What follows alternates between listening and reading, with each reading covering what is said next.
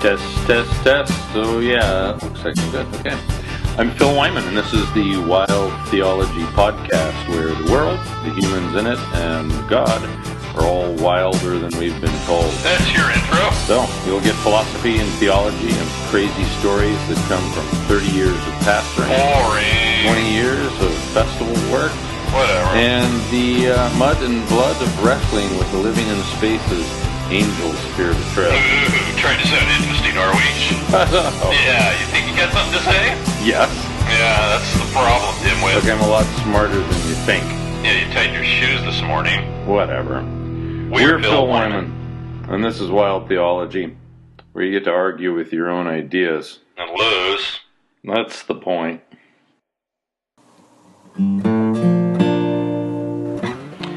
A good name is to be chosen rather than great riches. The proverbist who wrote these words highlights the importance of doing good and developing a good reputation through our actions. Yet many of us would prefer to have the good reputation without the hard work of earning it. Consequently, we are making names for ourselves by changing our names, seeking titles, identifying with a distant heritage, speaking about ourselves as winners, or somehow finding ourselves in other ways. Our world is passing through a variety of renaming exercises.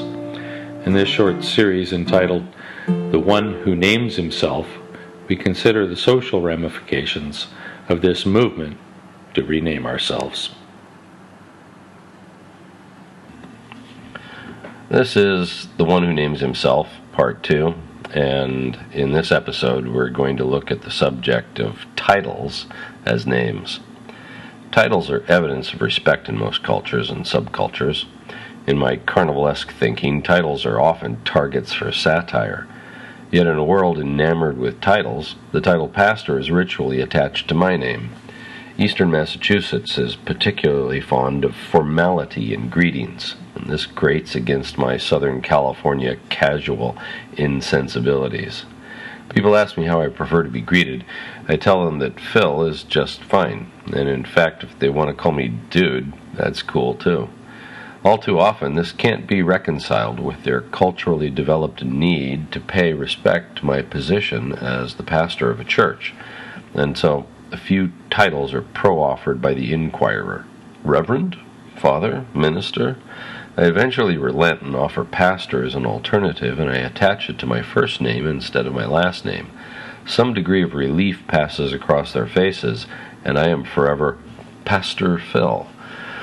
I've chosen that particular title because it is the least assuming. Pastor carries the meaning of shepherd or friend, and that assumes less distance and more relational interaction than a title such as reverend.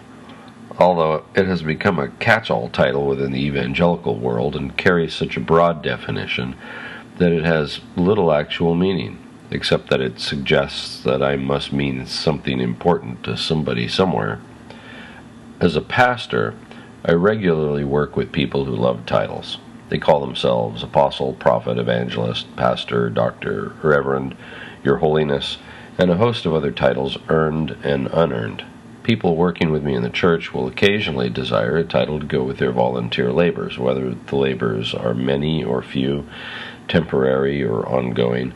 Some will go as far as to name themselves by those titles while they greet people around the city, and I've been surprised to discover that I have had a bevy of official-sounding associates and assistants over the years. I do not identify a title with personal self-fulfillment or prestige, but many people do, and with relentless passion they chase after a title, as though it was the holy grail of social accomplishment. Established and growing companies demand titles, because there's a need to identify who does what job. Yet reaching a benchmark with some special title acquisition often becomes the goal of an employee, and the name may be more valuable to them than generating excellent work. The result is that self-promoters are accomplished at rising to the top, while diligent workers and skilled people may feel eternally trapped in unnoticed excellence. A title is not in and of itself a bad thing. In the military, they identify rank and help establish the order of command. In academia, they mark accomplishments in study and help define expertise. In sports, they represent skills traditionally identified by writers and commentators. Titles are like names, and achieving or gaining them can become a gold standard of a respect a person feels they deserve.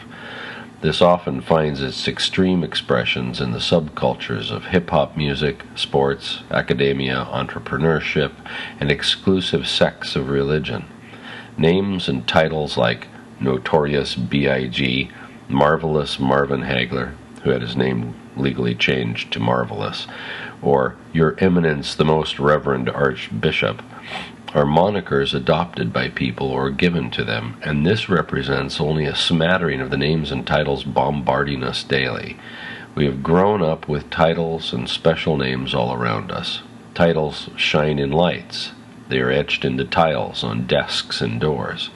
Is it any wonder that so many people are enamored with titles and carry a deep need to be identified as something or someone special? I was on the phone with my good friend and fellow burner Jim Hogue. He related an unfortunate story about the growth of a church in his little cowboy town of Ramona, California. He watched people who helped start a satellite of a large multi-site megachurch move from doing all the initial hard work to getting burned out, to being replaced by teenagers who were getting paid to haul things around, to wearing laminated badges on Sunday morning identifying them as important people in the church. It appeared that some of these people found their sense of being from the laminated badges. One person in particular carried a chip on his shoulder, which amounted to a combination of pride in being recognized as someone important and the blindness to the sad temporary nature of that importance in the eyes of the people who assigned him the title. Jim made the brilliant observation that, quote, the laminate has become our 21st century authority, unquote. I laughed and replied, our plastic authority, that's hilarious. I think I'm going to steal that for a chapter title. Go ahead, Jim rallied back and laughed. The above story is not a critique of all such situations, or of the many individuals who selflessly serve in simple, important, and often menial tasks in churches, political campaigns, and humanitarian and human rights work across the world. Instead, this is analogous to the condition of authority as it is acquired, held, and strangely respected in our society. This anecdote from Jim helps make sense of our desperate hunt for authenticity, of the ability of commercialization to drag us around by the nose, of our ridiculous voting patterns, and why it is that it is not the cream that rises to the top in so many leadership situations. Our eye is on the wrong prize. We become like marathon runners whose attention has been diverted to the people screaming on the sidelines. The cheering we hear becomes more valuable to us than finishing the race. Too often, we find ourselves in the middle of the race, in a long section with no cheering voices, no one calling us wonderful names, and we begin to consider giving up.